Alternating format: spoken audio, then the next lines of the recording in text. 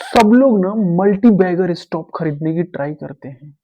मैं थोड़ा 5 साल का डेटा खंगाला 2018 से 23 के बीच में कितने ऐसे स्टॉक थे जो मल्टी बैगर बन सकते थे। तो मैंने पाया कि स्मॉल कैप के लगभग 2720 स्टॉक हैं जिनको आप मल्टी बैगर बनते या बन सकते थे। ये 5 साल में फिर हुआ क्या? मल्टी बैगर हम किसे बोलते हैं? जो स्टॉक बहुत ज्यादा रिटर्न दे और अच्छे से मिड कैप या लार्ज कैप बन गए थे। उसमें से 34 स्टॉक थे बेसिकली जो मल्टी बैगर बने हैं।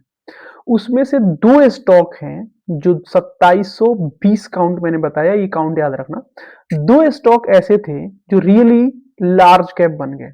मात्र दो स्टॉक उन्होंने ईयर ऑन ईयर सीएजीआर लगभग 57% का रिटर्न दिया। अब दूसरा जो है कैटेगरी मिड कैप, 2720 में से 32 स्टॉक ऐसे थे जो कि मिड कैप बन गए। उनका रिटर्न था सीएजीआर ईयर ऑन ईयर लगभग 32%। बाकी बचे 2686 स्टॉक जो स्मॉल कैप में थे और स्मॉल कैप में हैं। 5 ईयर में कुछ ज्यादा ग्रोथ नहीं कर पाए और वो सारे स्टॉक का मिलके जो सीएजीआर है वो है 7%। अब हम जब आते हैं स्टॉक मार्केट में हमें लगता है कि हम सबसे ज्यादा स्मार्ट है, हम जरूर एक मल्टी बैगर ढूंढ लेंगे। लेकिन सोचने वाली बात यह है कि आप मल्टी बैगर भी लेके कितने स्टॉक ले सकते हो? May be 10, 20, 50, 100, 1000।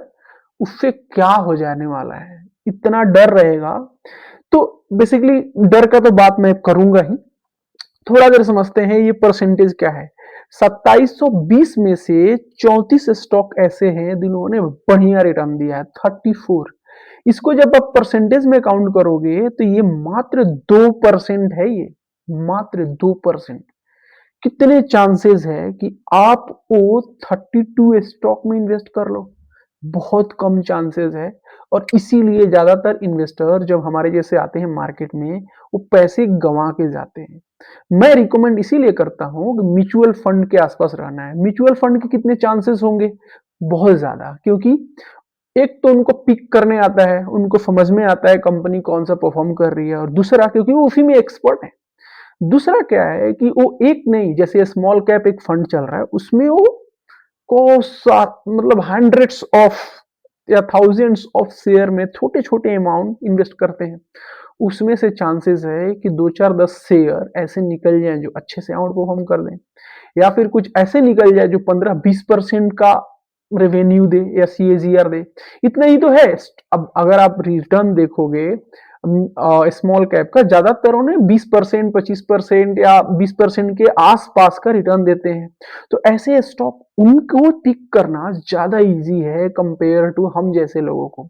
अब ये जो पिक्चर मैं दिखा रहा हूं इसमें क्लियरली लिखा हुआ है कि ये 2% खाली ऐसे स्टॉक होते हैं पूरे स्मॉल कैप में जो मल्टी बैगर है।